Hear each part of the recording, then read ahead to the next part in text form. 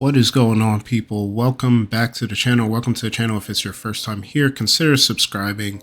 We're going to be going over the top games releasing in the month of July. So June is pretty much in the rearview window, and now we're looking forward to what is dropping in the month of July for the best games. We got brand new IP, we got sequels, we got expansions, we got everything coming out. Lock in and let's get right into this list. Starting on July 2nd, we have the new expansion for the Final Fantasy XIV MMO game called Final Fantasy XIV Dawntrail, which will be coming to PS5, PS4, Xbox Series S and X, and PC on July 2nd. And the story synopsis for this expansion is, though but freshly returned from the 13th, the Warrior of Light is poised once more to embark upon the road to adventure.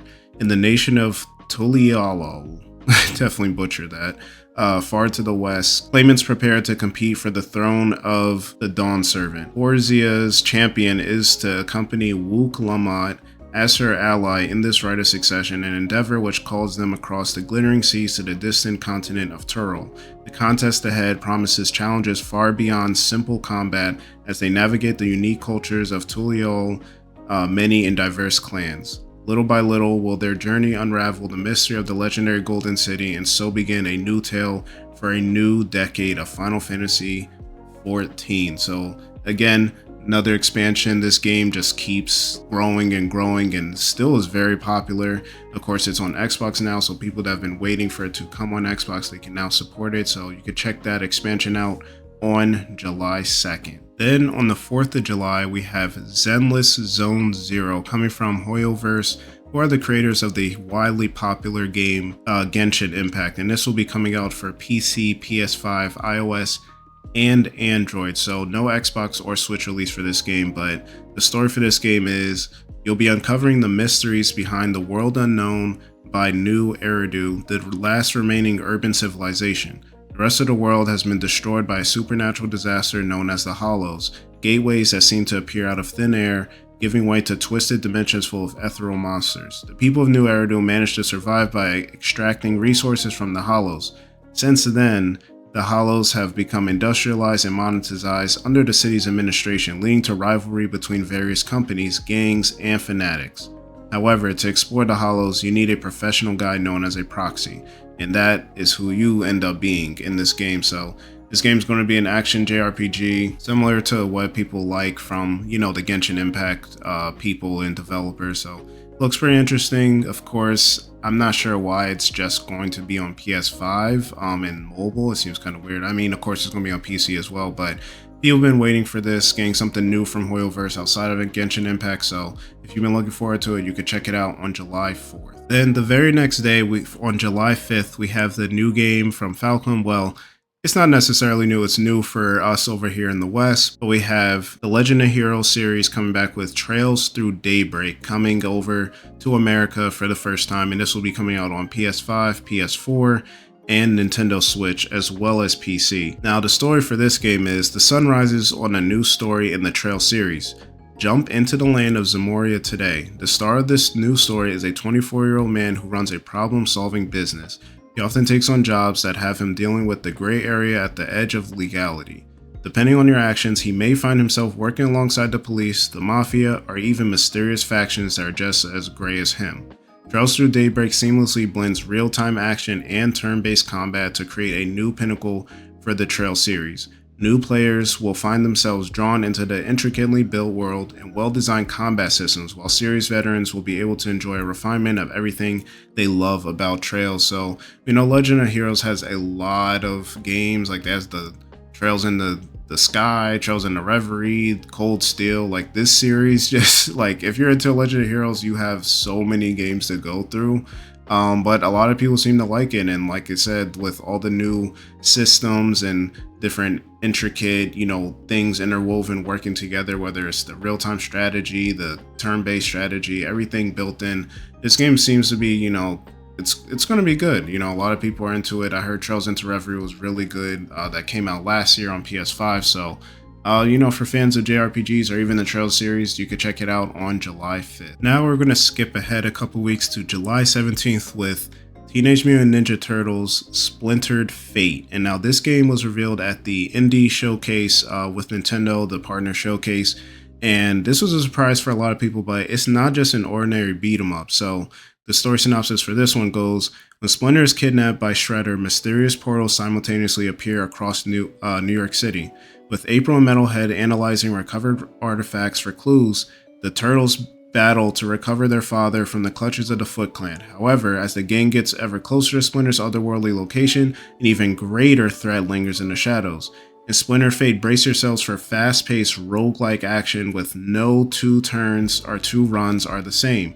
With randomized power-ups, room layouts, and boss modifiers, the excitement never ends. Take control of all 4 turtles, each wielding unique powers, and team up with friends for bodacious co-op gameplay. So the really cool thing about this game is, like I said, it's not just a regular, beat 'em up.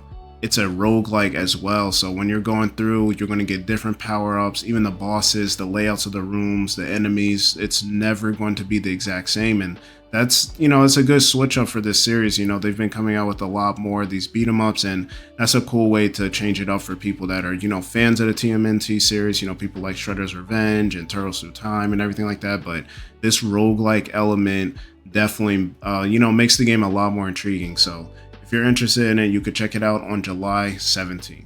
Next up, on July 18th, we have a game that I'm pretty excited for. I was pretty excited when I first saw it last year, but we have Dungeons of Hintenberg coming out on July 18th, and this will be an Xbox and PC exclusive. So this game, what really drew me to it was just the puzzles and everything like that, but it's actually going to be an action RPG, so it's going to have a blend of action combat, social sim elements, and then also the dungeon crawling, as well as puzzle solving, exploration, finding different secrets and things like that. So the game definitely looks great. It takes place in the village of Hintenberg, which is a new tourist hotspot in the Austrian Alps. After the sudden appearance of magic around the village, adventurers travel around the world for a slaycation, as they're calling it. You play as Louisa, a burnt-out law trainee taking a break from her fast-paced corporate life to conquer the dungeons of Hintenberg. There are plenty of dungeons to find and adventures to be had in Hintenberg. Will Louisa be sent packing on her first day, or remain to become a master slayer? Only one way to find out. So I think this was a great get for Xbox. I think it will be a timed exclusive, I'm not sure, but the game looks like it's pretty versatile. It looks great. The cell shaded art style looks great. The different exploration and puzzles speaks to me. Again, the combat as well. The sim elements I don't really care that much about, but it's a nice touch. And it will be day 1 in Game Pass if you're subscribed already. So you could check this one out on July 18th. Now, the game that I'm most excited about for July, coming from Kepler, who's also doing the Expedition 33 game that we saw at the Xbox Showcase, is Flintlock Siege of Dawn. Now, this game we saw 2 years ago, and it immediately grabbed me. I was really interested in it. And what it is it retains elements of a Souls-like genre, but it infuses it with rapid mobility, resulting in dynamic and explosive combat, weave-in melee, gunpowder, and magic, and rhythmic battles where combos chain together to create a deadly dance. Use Nor's gunpowder abilities to exploit verticality to your advantage and deal death from above, or quickly recover from danger. So this game is, I talked to Paris Lilly, did a Spaces the other day, and I asked him about this because he got to play it, and I was like, is this more like God of War or more in the Souls-like Lies of P range? And he said it definitely is more in the Lies of P range. It just seems like it has a lot more of the mobility and movement as the game they gave the synopsis of, and a little more of the traveling around, but it definitely is scratching that Souls-like itch that I've been waiting for since Lies of P last year. It seems like you're going to have a lot of different ways to traverse, a lot of different combos, a lot of different ways to fight in the in the battle, chain together your gun with your magic, plus your actual melee weapon. So I'm definitely looking forward to this. I cannot wait. I'll most likely be streaming this. Of course, it depends on how long the game is, because I don't want to, if it's very difficult, I don't want to be on there for 60 hours. But you could check it out on July 18th. Now, the very next day, July 19th, we have the final return, or we finally have the return of EA Sports, or College Football 25. Now, this game's been gone since I think 2014, back when it was called NCAA football, and fans have been waiting so long. Fans of college sports, fans of sports games, fans of and the game itself. Like, this has so much hype behind it. A lot of people are saying they haven't been this hype for a game in very long time, especially a sports game. There's going to be a lot of different elements. It will be the same exact engine as Madden 25, but of course there will be, different elements as far as, the crowd control. You see the mascots coming out, the influence of the crowd, and, just that college atmosphere. Like, there's nothing like college football. So a lot of people have been waiting for this. I'm sure the Colorado Buffaloes will be being used a lot. A lot of new other schools that weren't really used before are going to be getting used. So pretty excited for this. I may pick it up. I'm not too sure. I haven't really played or bought a sports game in quite some time, but this definitely looks exciting. I'm excited for all the fans to be able to pick it up on July 19th. Also releasing on July 19th, we have Kunitsu Gami, Path of the Goddess, coming from Capcom, which will be coming out on the PS5, PS4, Xbox Series X and S, Xbox One, and PC. This will also be day one in Game Pass. So this game is actually a action strategy game. So you spend a lot of time during the day kind of grounding your troops up, getting people in the village to kind of get ready, kind of not tower defense exactly, but equipping them properly and everything. And then at nighttime you'll fight different hordes of monsters, including boss fights, and then you kind of repeat the cycle.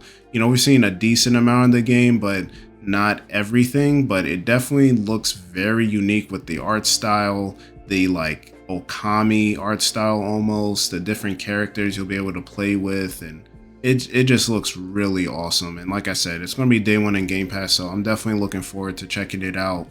I'm not really into strategy games per se, but when you mix it with, the action and little RPG elements and things like that, I'm definitely more inclined to check it out. So I could check it out, and you can check it out on July 19th. Next up, on July 25th, we have Frostpunk 2, which is going to be a strategy game, kind of like Civilization, all those type of games, but it's also, city building and whatnot.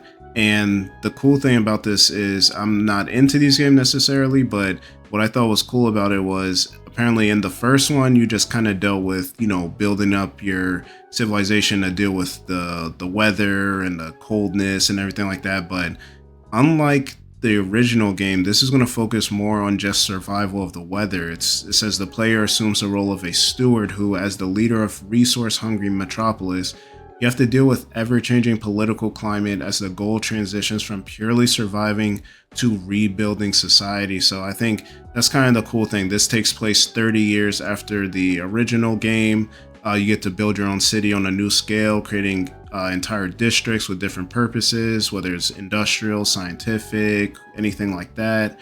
You have to ensure that all parts of the city work in unison with each other, like cogs in a giant resource-hungry machine, and things like that. So I think that's pretty cool. It's not just a, hey, we got to survive this. It's like you have actual in the middle of your society, different things. You see the slide just now, just talking about protests. If you're not doing things that people like, you have negotiating, voting, all these kinds of things. So you're kind of keeping your whole city together while also dealing with the fact that there's an entire snowstorm and you have to rebuild through it. So again, I'm not necessarily into civilization games or city building or simulation games or anything like that, but just that added element to it kind of made it seem like a TV show I would watch. So I think this game, Frostpunk 2, is coming to Game Pass as well on PC, so if you're looking forward to it, you could check it out. And then last up, we have what's not a new game per se, but it will be the first time it's on the Switch over here in the States,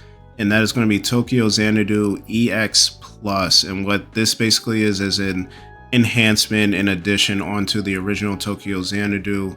It's another JRPG, but what they're adding onto it is new playable characters, new monsters, dungeons, bosses, typically what they add onto new JRPGs, enhancements. Same thing we saw with SMT5 Vengeance and things like that. So the synopsis for this says, 10 years ago, a colossal earthquake devastated Tokyo and changed the lives of its inhabitants forever.